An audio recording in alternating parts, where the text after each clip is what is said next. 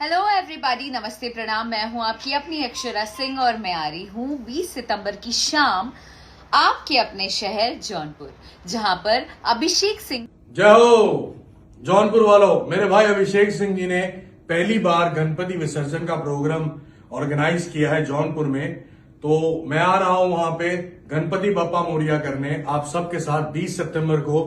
भूलिएगा मत जौनपुर वालों, गणपति बप्पा मोरिया।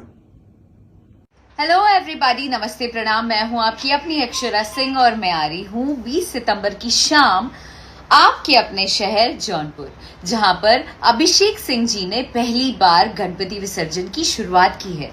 हम सब मिलकर खूब सारी मस्ती और धमाल करेंगे और साथ में कहेंगे गणपति बप्पा मोरया।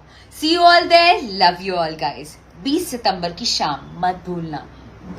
हेलो एवरीबॉडी, नमस्ते प्रणाम। मैं हूं आपकी अपनी अक्षरा सिंह और मैं आ रही हूं 20 सितंबर की शाम आपके अपने